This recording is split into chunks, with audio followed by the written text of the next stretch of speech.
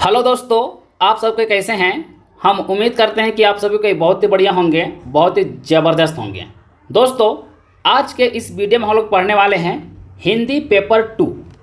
जो भी विद्यार्थी झारखंड सहायक आचार्य में पेपर 2 में हिंदी रखे होंगे और जो विद्यार्थी JSSC सीजीएल में पेपर 2 में हिंदी रखे होंगे, दोनों को दोस्तों आप लोगों को पढ़ना है उपन्यास। ठीक है, ये दोस्तों आप ही लोग का सिलेबस है। ठीक है, आप लोग को 3 उपन्यास पढ़ना है। और एक चीज़ ध्यान देंगे, झारखंड सहायक आचार्य वाले ये 6 to 8 वाला सिलेबस में है। ठीक है, 1 to 5 वाले के लिए ये नहीं है, ये 6 to 8 वाले का है। बहुत सारे विद्यार्थी कमेंट करते हैं सर ये 1 to 5 वाला हिंदी है या फिर 6 to 8 वाला हिंदी है। तो हम आप लोग को साफ साफ बोल दे रहे हैं ये 6 to 8 वाले का है और JSSC सीजीएल वाले का है। ठीक है, आप लोग को 3 उपन्यास पढ़ना है, ये आप लोग का सिलेबस है। ठीक है, देखिए आप लोग सिलेबस में कौन कौन सा 3 उपन्यास दिया हुआ है। पहला जो उपन्यास है दोस्तों वह है गोदान, जिसका लेखक है प्रेमचंद। ठीक है, और दूसरा जब लोग पढ़ना है उपन्यास वह है मैला आंचल, जिसका लेखक है फणीश्वर नाथ रेणु। और तीसरा जब लोग का उपन्यास है दोस्तों वह है राग दरबारी, जिसका लेखक है श्रीलाल शुक्ल। तो ये तीनों उपन्यास दोस्तों हम लोग आज इस वीडियो में पूरा कवर करेंगे। ठीक है दोस्तों, ये पहला उपन्यास है गोदान, जिसका लेखक है प्रेमचंद। ठीक है, सीधे हम लोग चलते हैं क्वेश्चन आंसर पे। गोदान उपन्यास का जो पहला प्रश्न है वो आपके स्क्रीन पे हाजिर हो चुका है। पहला प्रश्न है, मुंशी प्रेमचंद का मूल नाम क्या था। आप लोगों को बताना है मुंशी प्रेमचंद का मूल नाम क्या था। दोस्तों, उनका मूल नाम था धनपत राय श्रीवास्तव। ठीक है, धनपत राय श्रीवास्तव ऑप्शन नंबर पहला इस क्वेश्चन का राइट आंसर हो जाएगा। नेक्स्ट है अगला क्वेश्चन, क्वेश्चन नंबर दूसरा, किस उपन्यासक को कलम का जादूगर कहा जाता है। किस उपन्यासक को कलम का जादूगर कहा जाता है। तो दोस्तों देखिएगा, प्रेमचंद को, प्रेमचंद को कलम का जादूगर कहा जाता है। ऑप्शन नंबर बी इस क्वेश्चन का राइट आंसर हो जाएगा। नेक्स्ट है क्वेश्चन नंबर 3, मुंशी प्रेमचंद का जन्म कहाँ हुआ था। आप लोग को बताना है मुंशी प्रेमचंद का जन्म कहाँ हुआ था। दोस्तों यह देखिएगा, वाराणसी जो कि उत्तर प्रदेश में है, यहीं पर इनका जन्म हुआ था। ऑप्शन नंबर पहला इस क्वेश्चन का राइट आंसर हो जाएगा। नेक्स्ट है अगला प्रश्न, क्वेश्चन नंबर 4, मुंशी प्रेमचंद का जन्म किस वर्ष हुआ। आप लोग को बताना है मुंशी प्रेमचंद का जन्म किस वर्ष हुआ।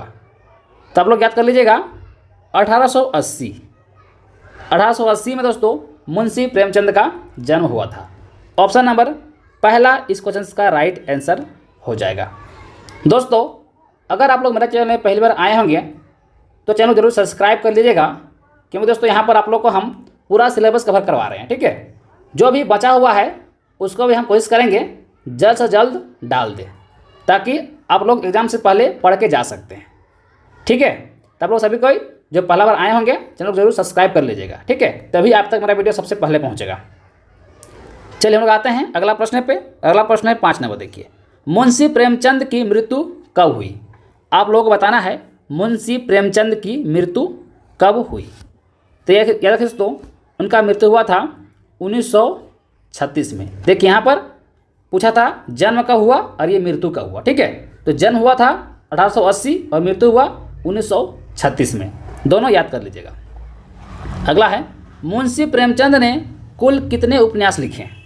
आप लोग बताना है मुंशी प्रेमचंद ने कुल कितने उपन्यास लिखे। तो देखिए दोस्तों, टोटल वो 18 उपन्यास लिखे हैं। ठीक है, ऑप्शन नंबर सी। अगला है, प्रेमचंद की रचना है। दोस्तों देखिएगा, प्रेमचंद की रचना गोदान तो अभी पढ़ ही रहे हैं। ठीक है, कर्मभूमि भी है और रंगभूमि भी है, यानी उपयुक्त सभी हो जाएगा। ठीक है, ऑप्शन नंबर डी। नेक्स्ट है, उपन्यास गोदान किन की प्रसिद्ध रचना है। उपन्यास गोदान किन की प्रसिद्ध रचना है। तो इसका राइट आंसर हो जाएगा Munshi Premchand. Munshi Premchand option number A वाला राइट आंसर हो जाएगा। अगला है, मुंशी प्रेमचंद का अन्य नाम है। बताना है मुंशी प्रेमचंद का अन्य नाम्य है। तो वह है दोस्तों नवाब राय। क्या है? नवाब राय, ऑप्शन नंबर पहला। अगला है मुंशी प्रेमचंद को कहा जाता है, दोस्तों मुंशी प्रेमचंद को कहा जाता है कलम का जादूगर। क्या कहा जाता है? कलम का जादूगर। इसे पहले प्रश्न में ये वाला दिया हुआ था ना, कलम का जादूगर किसे कहा जाता है, तो प्रेमचंद को यहाँ पर उल्टा कर दिया कि मुंशी प्रेमचंद को कहा जाता है कलम का जादूगर। अगला है मुंशी प्रेमचंद ने किस पत्रिका की स्थापना की थी? मुंशी प्रेमचंद ने किस पत्रिका की स्थापना की थी? याद है दोस्तों, हंस पत्रिका की स्थापना की थी। ऑप्शन नंबर इस क्वेश्चन का बी वाला राइट आंसर हो जाएगा। नेक्स्ट हम लोग आते हैं अगला प्रश्न पे, और अगला प्रश्न है 12 नंबर। मुंशी प्रेमचंद किस काल के साहित्यकार हैं? मुंशी प्रेमचंद किस काल के साहित्यकार है दोस्तों? देखिएगा, आधुनिक काल के साहित्यकार हैं। Option number C right answer हो जाएगा। अगला है मुंशी प्रेमचंद के संदर्भ में सही कथन है। मुंशी प्रेमचंद के संदर्भ में कौन सा कथन सही आप लोग बताना है। पहला दिया हुआ है इसके पिता मुंशी अजायब राय लम्ही में डाक मुंशी थे, बिल्कुल सही है। इनकी माता का नाम आनंदी देवी था, ये भी सही है। ये कायस्थ परिवार में जन्मे थे, ये भी सही, यानी उपयुक्त सभी हो जाएगा। Option number D. नेक्स्ट है प्रेमचंद का अंतिम पूर्ण उपन्यास था। दोस्तों प्रेमचंद का अंतिम पूर्ण उपन्यास था, वह था सेवा सदन। सेवा सदन, ऑप्शन नंबर सी वाला राइट आंसर हो जाएगा। अगला है प्रेमचंद का कौन सा उपन्यास अधूरा रह गया? प्रेमचंद का कौन सा उपन्यास अधूरा रह गया? तो उपन्यास है दोस्तों mangalsutra. Mangalsutra option number A. अगला है मंगलसूत्र जो कि प्रेमचंद का अधूरा उपन्यास था, इसे किसने पूरा किया? बताना है। मंगलसूत्र जो कि प्रेमचंद का अधूरा उपन्यास था दोस्तों, इसे किसने पूरा किया? देखिए दोस्तों, ये पूरा किया था अमृत राय, जो कि उसका उन्हीं का पुत्र थे। ठीक है, प्रेमचंद का ही ये पुत्र थे अमृत राय, उन्होंने ये मंगलसूत्र उपन्यास को पूरा किए थे। ठीक है, अगला है क्वेश्चन नंबर 17। क्वेश्चन नंबर 17 है प्रेमचंद की पहली कहानी बड़े घर की बेटी। देखिए प्रेमचंद की पहली कहानी कौन सा है? बड़े घर की बेटी। ये सब आप लोग याद रखिएगा, ठीक है, कि पहली कहानी कौन सा है प्रेमचंद की? तो बड़े घर की बेटी किस वर्ष प्रकाशित हुई? वर्ष बताना है, कौन सा वर्ष प्रकाशित हुई, तो आप लोग याद कर लीजिएगा। इसका प्रकाशन 1921 में हुआ था। ठीक है, 1921। अगला है प्रेमचंद की प्रथम हिंदी उपन्यास थी। प्रेमचंद की प्रथम हिंदी उपन्यास थी, देखिए दोस्तों, वह थी सेवा सदन। ठीक है, उपन्यास में सेवा सदन और कहानी में बड़े घर की बेटी, दोनों याद कर लीजिएगा। ठीक है, अगला है, देखिए अगला प्रश्न क्या है 19 नंबर। भारत सरकार द्वारा मुंशी प्रेमचंद के जन्म शताब्दी 1980 पर कितने का डाक टिकट जारी किया था? कितने का डाक टिकट जारी किया था? तो इसका राइट आंसर दोस्तों 30 पैसे का, ऑप्शन नंबर बी। अगला है मुंशी प्रेमचंद को किस उपन्यासकार में उपन्यास सम्राट की संज्ञा दी है? उपन्यास सम्राट की संज्ञा दी, तो याद कर लीजिएगा शरत चंद्र चट्टोपाध्याय, ऑप्शन नंबर पहला। अगला है मुंशी प्रेमचंद की जीवनी कलम के सिपाही की रचनाकार है, तो इसका रचनाकार है दोस्तों वह है अमृत राय। ठीक है, अगला है मुंशी प्रेमचंद के किस उपन्यास को ग्राम्य जीवन और कृषि संस्कृति का महाकाव्य कहा जाता है? तो देखिए दोस्तों गोदान को, ऑप्शन नंबर डी। अगला है 23 नंबर। उपन्यास गोदान का मुख्य पात्र है। दोस्तों उपन्यास गोदान का जो मुख्य पात्र है वह है हौरीराम। ठीक है, हौरीराम ऑप्शन नंबर इस क्वेश्चन का जो है सी वाला राइट आंसर हो जाएगा। नेक्स्ट चलते हैं अगला प्रश्न पे, और अगला प्रश्न है देखिए, अगला है 24 नंबर प्रश्न। देखिए हीरोराम की धर्मपत्नी का नाम क्या था? दोस्तों हीरोराम की धर्मपत्नी का जो नाम था वह था Jhuniya. Jhuniya option number B. 25 number question है हौरीराम की कुल कितनी संतानें हुई थी? हौरी राम की कुल कितनी संतानें हुई थी दोस्तों? क्या लिखिएगा? 3, ऑप्शन नंबर पहला। अगला है हौरी की कुल जीवन संतानें थी, हौरी की कुल जीवन संतानें थी दोस्तों, तो लिखिएगा इसका राइट आंसर होगा 3। हौरी के कितने पुत्र थे? लोग बताना है हौरी के कितने पुत्र थे।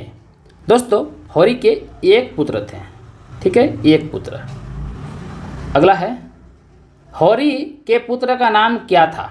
दोस्तों हौरी के पुत्र का जो नाम था वो था गोबर। क्या था? गोबर। Option number D right answer हो जाएगा। अगला है क्वेश्चन नंबर 29। क्वेश्चन नंबर 29 है धनिया अपने संतानों की मृत्यु का क्या कारण मानती है? क्या कारण मानती है दोस्तों? तो कारण मानती है भूख। Option number C. अगला है हौरी के पास कुल कितनी जमीन थी? दोस्तों उनके पास कुल 5 बीघा जमीन था। ऑप्शन नंबर पहला। अगला है भोली की पत्नी की मृत्यु कैसे हुई थी? दोस्तों भोली की पत्नी की मृत्यु दोस्तों लू लगने से हुआ था, ठीक है, लू लगने से। Option number B. अगला है क्वेश्चन नंबर 32। भोली किस जाति का था? दोस्तों भोली अहिर जाति का था, अहिर। Option number C. अगला है हौरी का सबसे बड़ा सपना था। दोस्तों हौरी का सबसे बड़ा सपना था वो था एक पछाई गाय। अगला है हौरीराम किस गांव में रहता था? दोस्तों हौरीराम बेलारी गांव में रहता था। अगला है क्वेश्चन नंबर 35। भोला अपनी गाय हीरो को कितने रुपए में देने को तैयार हुआ? भोला अपनी गाय हीरो को कितने रुपए में देने को तैयार हुआ? तो इसका राइट आंसर हो जाएगा दोस्तों 80 रुपया, ठीक है, 80 रुपया। ऑप्शन नंबर सी वाला इस क्वेश्चन का राइट आंसर हो जाएगा। तो दोस्तों हम लोग इस प्रकार से एक उपन्यास हम लोग कंप्लीट करते हैं, ठीक है। टोटल 35 प्रश्न देखें और सारा प्रश्न दोस्तों बहुत ही इंपॉर्टेंट है, ठीक है। अब हम लोग चलते हैं सेकंड उपन्यास में। दूसरा उपन्यास है दोस्तों मैला आंचल, जिसका लेखक है फणेश्वर नाथ रेणु। आप लोग दोस्तों लेखक का नाम जरूर याद कर लीजिएगा, ठीक है। अब हम सीधे चलते हैं क्वेश्चन आंसर पे। मैला आंचल उपन्यास का जो पहला प्रश्न है वो आपके स्क्रीन पे हाजिर हो चुका है। पहला प्रश्न है उपन्यास मैला आंचल में किस गांव का वर्णन किया गया है? किस गांव का वर्णन किया गया है दोस्तों? देखिएगा मेरीगंज गांव का वर्णन किया गया है। अगला है 2 नंबर उपन्यास मैला आंचल में बिहार के किस जिले की बात की गई है? बिहार के किस जिले की बात की गई है दोस्तों? देखिएगा पूर्णिया जिले की। ऑप्शन नंबर पहला। अगला है मेरीगंज गांव में 1942 के किस जन आंदोलन की लहर नहीं पहुंची थी? किस जन आंदोलन की लहर दोस्तों नहीं पहुंची थी? देखिएगा भारत छोड़ो आंदोलन का लहर नहीं पहुंचा था, ठीक है, मेरीगंज गांव। अगला है उपन्यास मैला आंचल में यादव टोली के लोगों ने चोरी की खबर सुनकर किसे गिरफ्तार कर लिया था? किसे गिरफ्तार कर लिया था? देखिएगा बालदेव को, बालदेव गिरफ्तार कर लिया था। Option number D. अगला है बालदेव लोगों से मिलने पर हमेशा किस शब्द का प्रयोग करता था? किस शब्द का प्रयोग करता था दोस्तों? देखिएगा जय हिंद का प्रयोग करता था। Option number B. अगला है क्वेश्चन नंबर 6 उपन्यास मैला आंचल में किस पात्र को निरक्षरता का ग्लानि महसूस हुई थी? किस पात्र को? देखिए दोस्तों रामकृष्ण सिंह को। ऑप्शन नंबर पहला राइट आंसर हो जाएगा। अगला है मेरीगंज गांव के किस सेंटर के खुलने की बात कही गई है? किस सेंटर को खोलने की बात की गई है? तो आप लोग याद कर लीजिएगा दोस्तों मलेरिया सेंटर। ऑप्शन नंबर पहला। अगला है 8 नंबर बालदेव किस आश्रम का कार्यकर्ता था? दोस्तों इसका राइट आंसर हो जाएगा रामकृष्ण कांग्रेस आश्रम का। Option number C right answer हो जाएगा। अगला है मेरीगंज गांव की सीमा के प्रवेश करते हुए लोग किसकी कोठी देखने के लिए उत्सुक रहते थे? लोग किसकी कोठी देखने के लिए उत्सुक रहते थे? तो देखिए दोस्तों WG मार्टिन का। ठीक है, ऑप्शन नंबर इस क्वेश्चन का डी वाला राइट आंसर हो जाएगा। दोस्तों अगर आप लोग को मेरा वीडियो पसंद आ रहा है, वीडियो को सभी कोई लाइक ज़रूर कर दीजिएगा। ठीक है, और मेरे चैनल में पहली बार आए होंगे तो चैनल जरूर सब्सक्राइब कर लीजिएगा। आगे भी दोस्तों हम इस चैनल में जेटेट का तैयारी कराएंगे, इसीलिए आप लोग जरूर चैनल जरूर सब्सक्राइब कर लीजिएगा। ठीक है, अगला 10 नंबर, मेरीगंज गांव का नाम किसके नाम पर पड़ा था? किसके नाम पर पड़ा था? देखिएगा, मार्टिन की पत्नी, ऑप्शन नंबर पहला। अगला है, किस नदी को पार करके मेरीगंज गांव जाना पड़ता था? किस नदी को पार करके मेरीगंज गांव जाना पड़ता था? देखिए दोस्तों, वो नदी है Budhi Kosi, option number C, sorry D वाला। अगला है 12 नंबर, उपन्यास मैला आंचल में नवाबी तड़बन्ना का प्रयोग किसके लिए किया गया है? किसके लिए किया गया है? तब लोग याद कर लिए दोस्तों, बूढ़ी कोसी के किनारे ताड़ व खजूर के पेड़ों का जंगल। ठीक है, option number B right answer हो जाएगा। ठीक है, अगला है, अगला प्रश्न है, देखिए क्वेश्चन नंबर 13। क्वेश्चन नंबर 13 प्रश्न है, मार्टिन का मानसिक संतुलन बिगड़ने के बाद कहाँ भेजा गया था? कहाँ भेजा गया था? देखिए दोस्तों, भेजा गया था कांके का पागल खाना, ऑप्शन नंबर पहला। अगला है, मेरीगंज गांव में कितने वर्ण के लोग रहते थे? देखिए दोस्तों, 12 वर्ण के लोग, ऑप्शन नंबर बी। अगला है, मेरीगंज गांव के पूरब में किस नदी की धारा बहती है? किस नदी की धारा बहती है? याद कर लीजिएगा, कमला नदी का, ऑप्शन नंबर पहला। अगला है, मेरीगंज गांव के लोग कितने दलों में बटे हुए हैं? कितने दलों में बटे हुए हैं? तो रखिएगा 3 दलों में बटे हुए हैं, ऑप्शन नंबर सी। अगला है, जब जब धर्म की हानि हुई है राजपूतों ने ही अपनी रक्षा की है, किसका कथन है? ये कथन है पंडितों का, ऑप्शन नंबर पहला। अगला है, कायस्थ टोली के मुखिया विश्वनाथ प्रसाद मल्लिक कहाँ के तहसीलदार थे? दोस्तों देखिएगा, राज पारसंगा के, ऑप्शन नंबर ए। अगला है, किसके दादाजी महारानी चंपावती की स्टेट के सिपाही थे? महारानी चंपावती की स्टेट के सिपाही थे, तो इसका राइट आंसर हो जाएगा ठाकुर रामकृष्ण सिंह। अगला है, यादव दल के मुखिया कौन थे? दोस्तों यादव दल के मुखिया थे खेलावन यादव। अगला है, किस टोली में 12 मास शाम को अखाड़ा जमता है? किस टोली में 12 मास शाम को अखाड़ा जमता है? याद रखिए दोस्तों, यादव टोली में, ऑप्शन नंबर बी। अगला है, उपन्यास मैला आंचल के शुभन मोची के ढोल पीटने से किस प्रकार की आवाज़ निकलती थी? तो दोस्तों ढाक ढिन्ना आवाज़ निकलता था, ऑप्शन नंबर सी राइट हो जाएगा। अगला है, मेरीगंज गांव में पढ़े लिखे की संख्या कितनी थी? देखो दोस्तों 25 था। अगला 24 नंबर, मेरीगंज गांव के मुख्य फसल की पैदावार इनमें से कौन नहीं है? मेरीगंज गांव के मुख्य फसल की पैदावार इनमें से कौन नहीं है? दोस्तों तो देखिएगा, जौ नहीं है। ठीक है, बाकी धान, पाट, खेसारी ये सब है। ठीक है दोस्तों, हम लोग इस प्रकार से 2 उपन्यास को कंप्लीट कर लिए। ठीक है, हम लोग पास एक और उपन्यास बचा हुआ है। अब लोग चलते हैं नेक्स्ट उपन्यास पे। अगला उपन्यास है रंग दरबारी। रंग दरबारी, जिसका लेखक है श्रीलाल शुक्ल।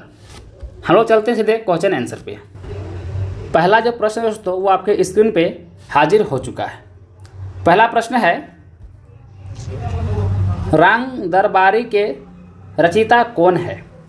रंग दरबारी के रचयिता कौन है? अभी हम जस्ट बताएं दोस्तों, इसका रचयिता है श्रीलाल शुक्ल। ऑप्शन नंबर क्वेश्चन का बी राइट आंसर हो जाएगा। अगला है, श्रीलाल शुक्ल का जन्म कब हुई थी? श्रीलाल शुक्ल का जन्म कब हुई थी? दोस्तों देखिएगा, उनका जन्म 1925 ईस्वी में हुई थी। Option number A right answer हो जाएगा। अगला है, श्रीलाल शुक्ल ने राग दरबारी उपन्यास में किस व्यंग्यात्मक को प्रस्तुत किया है?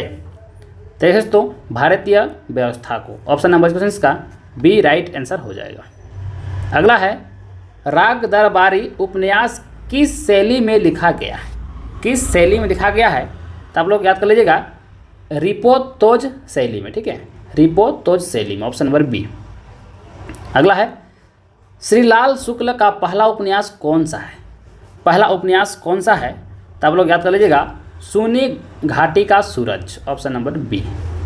अगला है राग दरबारी उपन्यास में छंगामल इंटर कॉलेज के प्रबंधक कौन है? राग दरबारी उपन्यास में छंगामल इंटर कॉलेज के प्रबंधक कौन है?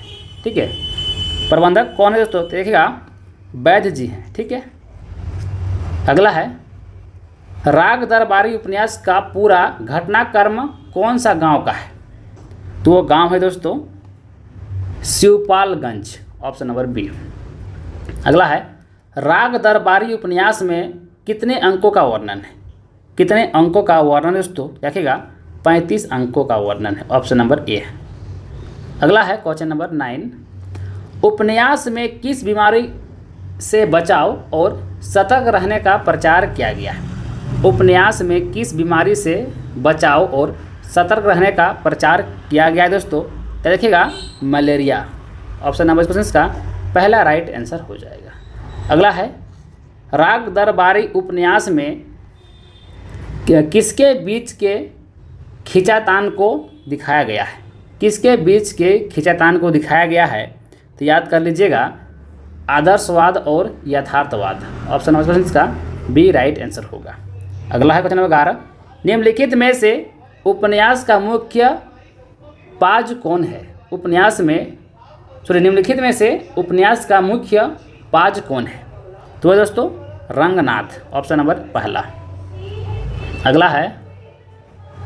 अगला क्वेश्चन है 12 नंबर, राग दरबारी का प्रकाशन वर्ष क्या है? दोस्तों प्रकाशन वर्ष है 1968। अगला है राग दरबारी उपन्यास में किस जीवन की समीक्षा है? किस जीवन की समीक्षा है दोस्तों? देखिएगा ग्रामीण जीवन की, option number B right answer होगा। अगला है निम्नलिखित में से कौन सा पाज राग दरबारी उपन्यास का है? कौन सा पाज राग दरबारी उपन्यास का है दोस्तों? देखिएगा वैद्य जी, बाबू रामाधीन, भीखम खेड़वी और रूपन, ये तीनों है, सभी हो जाएगा। अगला है निम्नलिखित में से कौन सा उपन्यास व्यंग्यपरक उपन्यास है? तो वह दोस्तों राग दरबारी, ऑप्शन नंबर पहला। अगला है श्रीलाल शुक्ल ने अपने उपन्यास राग दरबारी में किसे समेटने का प्रयास किया है? किसे समेटने का प्रयास किया है? तो याद कर लिया दोस्तों भारत के गाँव में जन्मी विसंगतियों को। ठीक है, ऑप्शन नंबर क्वेश्चन का पहला राइट आंसर होगा। अगला है राग दरबारी उपन्यास के लिए श्रीलाल शुक्ल को सम्मानित किया गया है दोस्तों? देखिएगा उनको सम्मानित किया गया है साहित्य अकादमी पुरस्कार से, ऑप्शन नंबर पहला। अगला है राग दरबारी उपन्यास में किसे सबसे समझदार व्यक्ति कहा गया है? किसे सबसे समझदार व्यक्ति कहा गया है दोस्तों? देखिएगा गयादीन कहा गया है, ऑप्शन नंबर ए। अगला है राग दरबारी उपन्यास में किसकी दृष्टि से राजनीति में सब तरह का कमीनापन चलता है? तो इसका राइट आंसर हो जाएगा रूपन, ऑप्शन नंबर सी। अगला है 20 नंबर, निम्नलिखित में से राग दरबारी उपन्यास का मुख्य केंद्र बिंदु है? मुख्य केंद्र बिंदु क्या है दोस्तों? इसका राइट होगा छंगामल इंटरमीडिएट कॉलेज, ऑप्शन नंबर पहला। अगला है 21 नंबर, राग दरबारी में कौन सा पाज अपनी आटा चक्की की गाना सुनने के लिए प्रसिद्ध है? दोस्तों राग दरबारी में कौन सा पाज अपनी आटा चक्की की गाना सुनने के लिए प्रसिद्ध है दोस्तों? देखिएगा master Motiram, option number C वाला इस क्वेश्चन का राइट आंसर हो जाएगा। दोस्तों हम लोग इस प्रकार से तीनों उपन्यास हम लोग कंप्लीट कर दिए हैं। ठीक है,